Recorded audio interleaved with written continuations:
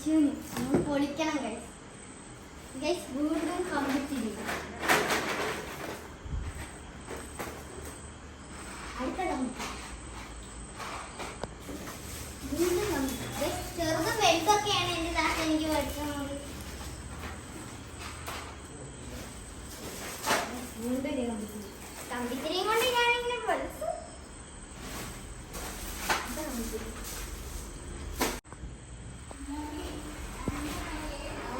ഇതാണ് എനിക്ക് ഇഷ്ടമുള്ള സാധനം. മെത്താപ്പാണ്.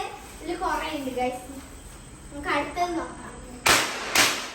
അവിടെ മുത്ത് പൊട്ടിക്കാണ് ഗൈസ്. ഞാൻ തെറ്റിപ്പോയി.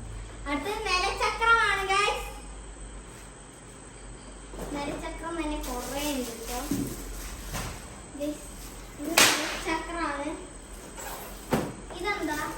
ഇത് കമ്പിത്തിരി. പൂക്കുറ്റിയാണ് ഗൈസ്. ഇത് എല്ലാവർക്കും പച്ചക്ക് പിടിക്കില്ല. നമുക്ക് ഇനി അടുത്ത കവർ എടുക്കാം.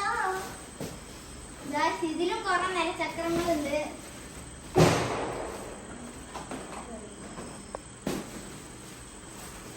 പിന്നെ ചവറ ഉണ്ട്.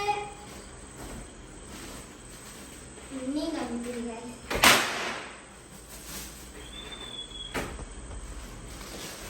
പിന്നെ ചീനി ഉണ്ട്. ചീനി ഒരു പാക്കറ്റ് ഞങ്ങൾ പൊട്ടിച്ചു പൊട്ടിക്കാൻ തുടങ്ങി.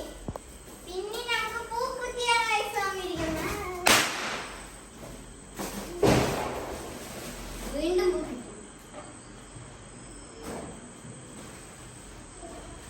വീണ്ടും പൂക്കുറ്റി.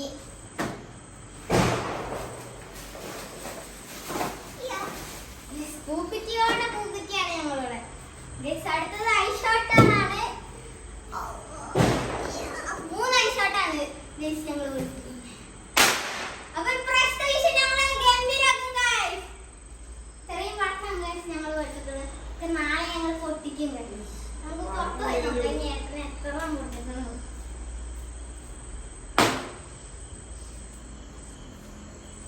ഇവിടെ പൊട്ടിച്ചുകൊണ്ടിരിക്കുകയാണ്. മുത്ത് മതിയാവുള്ള അവന് ഗൈസ്. ഇപ്പൊ സൗണ്ട് ആക്കാൻ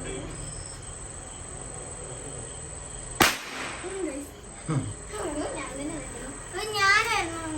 ഞാൻ പൊട്ടിക്കട്ടെ. ലാസ്റ്റ് ആണ് ഇത് കഴിഞ്ഞു ഗൈസ്. ഇത് കഴിഞ്ഞ ഈ ചീനി. അപ്പൊ ഗൈസ് ഞാൻ ഇപ്രാവശ്യത്തെ വിഷയം അടിച്ചു കളിക്കും. ഞാൻ ഈ പടക്ക ഫുള്ള് കത്തിച്ചിട്ടേട്ടോ ഗൈസ് ഉറങ്ങോളൂ. ഇത് തീർന്നാലും കുഴപ്പമില്ല. ഞാൻ ഗൈസ് ചാറ്റം കൊണ്ട് നാളെ വീണ്ടും പഠിപ്പിച്ചുകൊണ്ടേയിരിക്കും ഗൈസ്. ഇനി എനിക്ക് ഇഷ്ടമായുള്ള പടക്കങ്ങളായിട്ട് ചാറ്റം പഠിപ്പിക്കണ പ്രാവശ്യം ഗൈസ് കുറഞ്ഞു പോയി ഞങ്ങൾക്ക്. അല്ലെങ്കിൽ ഞങ്ങൾക്ക് കൂടുതൽ വട്ടങ്ങളാണ് ഇപ്രാവശ്യം ഉള്ളത്. പക്ഷെ ഇപ്രാവശ്യം കുറച്ച് കുറഞ്ഞു പോയിട്ടുണ്ട്. പക്ഷെ എന്നാലും കുഴപ്പമില്ല ഗൈസ്. ഞാൻ പവറാക്കി ഇപ്രാവശ്യത്തെ വിഷു ഗൈസ്. എല്ലാവരും വിളിക്കും ഗൈസ്. എന്റെ ഫ്രണ്ട്സുകളൊക്കെ വിളിച്ചിട്ട് ഞാൻ ആഘോഷിക്കുന്നുണ്ട് ഇപ്രാവശ്യം.